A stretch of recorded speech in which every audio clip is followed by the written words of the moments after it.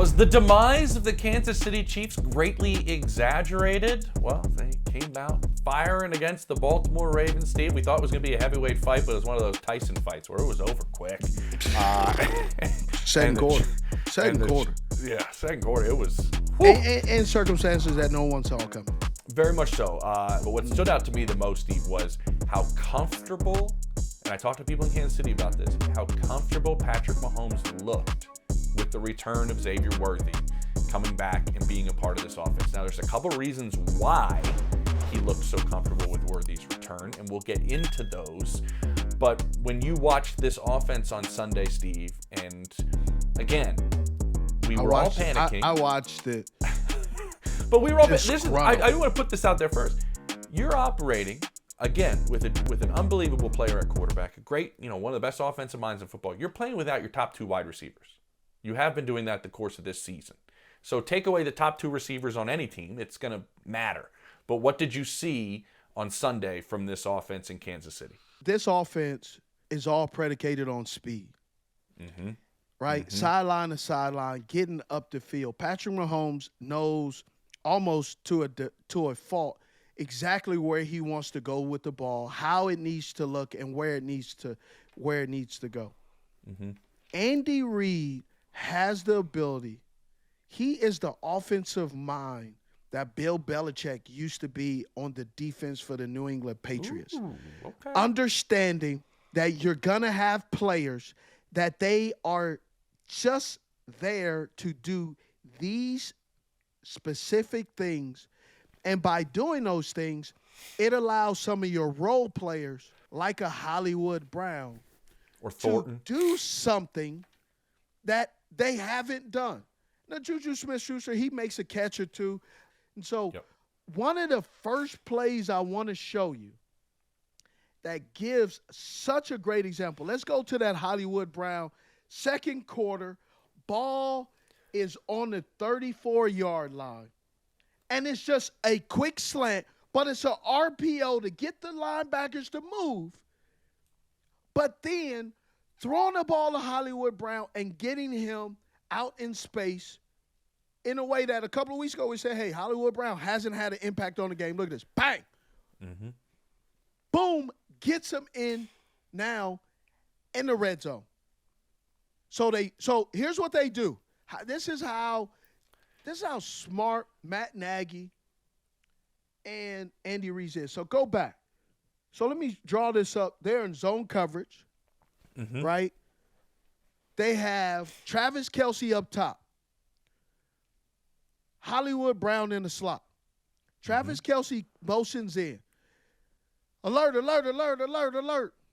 Kyle Hamilton is down underneath. And so now Nate Wiggins, Clemson, high draft pick, he's off coverage, fearing the speed of Hollywood Brown. Now they have a funky look because why is Travis Kelce outside of Hollywood Brown? They motion inside, so that gives an indicator to Patrick Mahomes what they're doing, which now makes the defense make some adjustments. Mm-hmm. But then they do something that's funky. They give a RPO, which makes the linebackers have to commit. And by them committing, it lets – so he blitzes because he thinks it's a run, right? Because they're giving a run action. Mm-hmm. So now he's blitzing. Bang. What do they do? Okie doke. And watch the linebacker. Go back. Watch the linebacker. The backside linebacker has to respect. And then by the time now he throws it, he's gone. He's a step behind. Yeah. This makes sense because what I was told, Steve, was with the return of Worthy, and this is a big part of why we're talking about this, but it put people like Hollywood Brown and Thornton into spots where Patrick trusts them. In the first few weeks, they were thrust because of Worthy and Rice being out into larger roles where Patrick didn't trust what they do. You don't think this play up there in St. Joe was run 10,000 times with Hollywood Brown? This is a play that Patrick trusts with him because now Hollywood can go back to the role that he has been in. So the role, though, for the Kansas City Chiefs has been affected because Worthy's not there. They already knew that Rice Rice was going to miss some time, whether it was injury or suspension. The injury started to show in OTAs in June. He was at full speed, so they were shocked and surprised and like, man, we got a guy back. So that allowed during training camp and OTAs for him to get implemented and say, hey, he's back. Mm-hmm. Now, one of the things that really has surprised him is Brashad Smith, number 24. He gives them a little bit of juice. Little juice in the at the running back position that they didn't know. Mm-hmm. But here's what got Baltimore and will continuously get Baltimore in trouble. I don't care what the offense is doing or not doing for the Baltimore Ravens. Mm-hmm. The Baltimore Ravens have an issue in the secondary. They have an underdeveloped secondary led by only two consistent players. Marlon Humphreys, who doesn't have the speed, and he's hurt now. Kyle Hamilton, who's a free safety. Guess what? You still got other corners who have to cover receivers who aren't able to cover the receivers because of the speed. And now you have Worthy back. What Worthy is most effective is when he could use his speed, get him in space, and whatever that looks like, screen, rub routes, switch routes, whatever they can do to get him there, that's all they care about. And all that means creating free access. Mm-hmm. Now, creating free access, let's go to this. Let's start from the top. First quarter, ball is on the 18. Worthy goes in motion across the field, short side of the field. Pause. Now, this is a tendency breaker. So who does he have on him? The best corner that the Baltimore Ravens believe that can cover Worthy. The second best corner, Kyle Hamilton. Who is he on? Their second best receiver, Travis Kelce. Mm-hmm.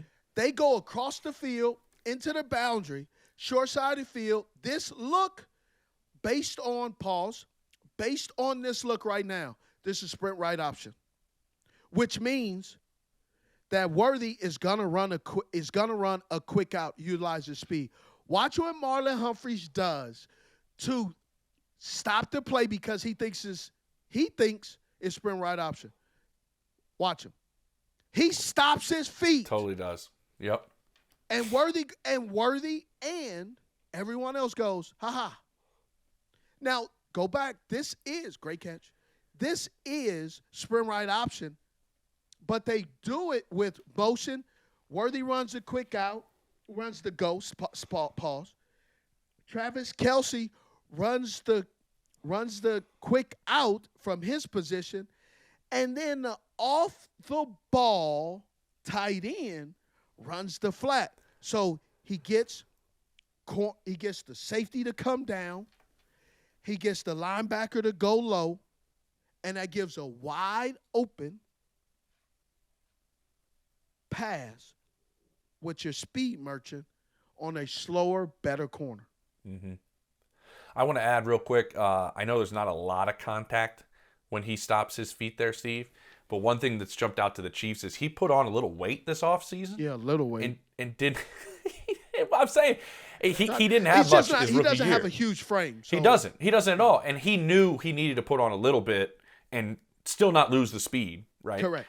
But they wanted him to get a little bit of something. And there's not a lot of contact there, but he doesn't get pushed off of what he does. Last year he got pushed off his spot. Yeah. The next play, they go back and say, hey, this part is bananas. Because they're utilizing motion again. Mm-hmm. But pause. Here's what they do. Sometimes you just talk too much and over-communicate. Look at guys pointing. So you got the defender down at the numbers at the 10. He's pointing. You got the defender at the 5. He looks lost. You got the linebacker that's sitting over there, and you got the safety over the top. So it's zone coverage. But with the motion, it makes it man. And what do? Lack of over-communicating and passing it off. And the linebacker passes the running back off to no one. You see it? Yep. He doesn't cover the top. He doesn't cover the running back who's out in the flat. Who is he covering? Jesus. He ain't covering nobody. That's who he's covering. This is At first, I'm like, is he spying? Is he no. is he the only one that didn't know it switched to man? No, they switched it, but he passed it off. Watch the other guy go in motion, and watch the so go back up. Watch the safety touch his helmet, so they're saying alert. Mm-hmm. Ain't nobody paying attention. They got their ears pinned back. See, he's shuffling, saying, "Hey, you." Linebacker gets caught, lost in the sauce. Mm-hmm. Eye glazing and ball gazing at Patrick Mahomes and not paying attention, keeping his eye on his luggage, which is the halfback. Mm-hmm. He's covering a space in which the halfback is not. So somebody probably would say, well, Steve, he's running the angle, so he's waiting for him to run the angle. That's cool. But the halfback didn't get the memo to run the angle. He ran the flat. Yeah. He covered the space he was in really well. There's just nobody there. So he passed off to no one. Mm. And then in this play, they're just utilizing the opportunity to get people in mismatches. This right here is Marlon Humphreys is on Travis Kelce because they say, hey, this is what we got to run. So what do? They run a little switch and rub route to create free access, makes it congested. Off the gray. So, yes. But you see how what they do? You talked about why is it important to have patience. Mm-hmm. Travis Kelce comes off tempo and allows Gray to get his momentum going forward. Mm-hmm. But he comes off and he goes straight, which makes Marlon Humphreys has to jump and stay settled. Mm-hmm. And utilizes the congestion underneath and goes under. Man, that's just great play design, understanding that this is a young, undeveloped defense, that the only two players that they can really count on have to be Marlon Humphreys and Kyle Hamilton. Some of these plays you're seeing here, Steve, some of these quick plays that you kind of went after there, when I talk to people in Kansas City, it's Worthy's back on the field. Speed, what does it usually do to a defense? It confuses them. Yep. It makes them get on their heels. Exactly. And when you make a team get on their heels, especially football players, not defense or offense, when a player cannot react and they must think, they must take a pause to think about what they're going to do.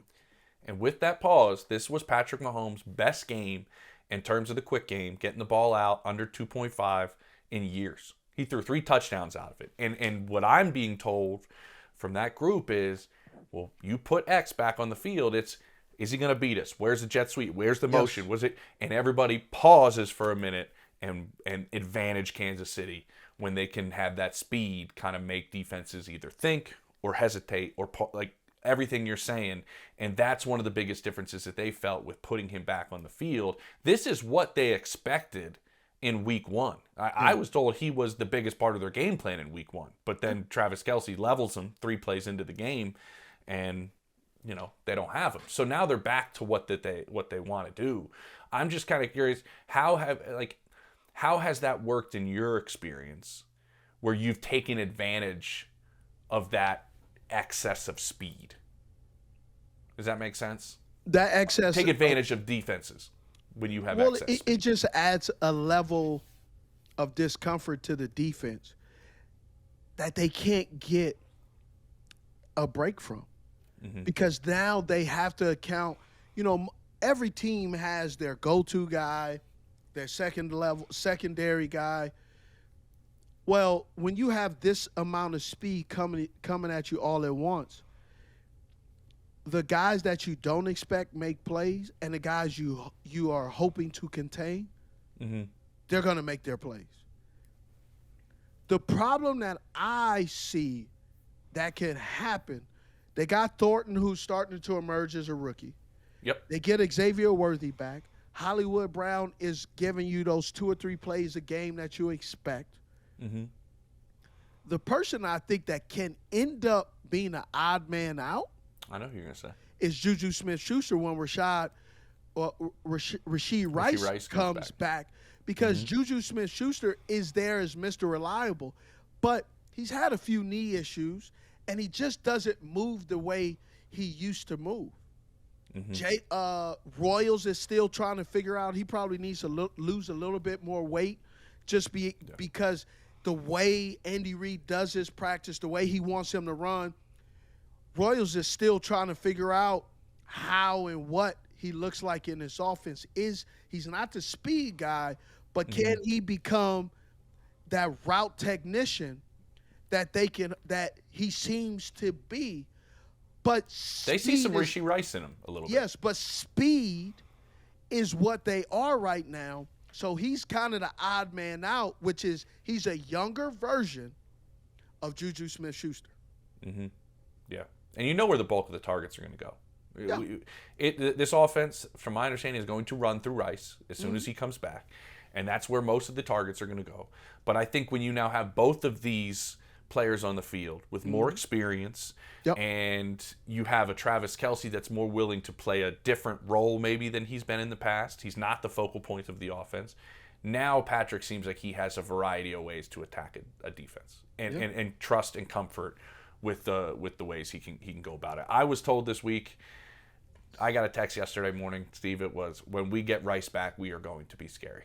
I think this was a big confidence builder for Matt Nagy and for Andy Reid on what they saw, what they're able to do. Now we'll see if the offensive line holds. We'll see if they can run the football a little bit better. But I do think you see players back into the roles that they wanted them to be in for this season. Hey, Matt Nagy, shout out to Matt Nagy because Matt Nagy has been going through some things over the last couple of years. You know, when he was in Chicago, kind of lost his flair how to call plays, right? Lost his job, goes back to Kansas City, and gets his mojo back. Now, it wasn't immediate, but it was just enough to build up that rapport and be able to get back to being the creative guy that Matt Nagy was. Matt Nagy had some difficult times in Chicago, and being offensive coordinator or being a play caller, but also being a head coach and monitoring, dealing with all the responsibilities as a head coach really took his toll and made him get off of being the excellent play caller and designs and understanding timing and how important that is and getting back to that. Man, kudos to Matt Nagy. You got to give him his props, man. For sure. I think he's going to get another head coaching shot. I really You think so? I think he will. I think he will. This year? And he wants one. He wants one. Oh, that's good. He got an interview last year. Who did he which get is it a with? step in the right, I think with the Jets, I want to say. Oh, God bless him. I'm glad he can get that job. Well, at least he got in the building and got a chance to put out his spreadsheet and maybe do a PowerPoint. Who knows? But hey, listen, I think you're right. And most of the things that we don't talk about is when you have that opportunity like he had, and a lot of times it doesn't work out for guys and then they're written off. If you ever talk to Nags or anybody that's been through that situation, what they learn out of that and how much of a better coach they usually are after things went as bad as they did in Chicago, I think he's grown a lot as a coach from that. It's going to be fun to watch this offense, Steve. It'll be a lot of fun to watch this offense.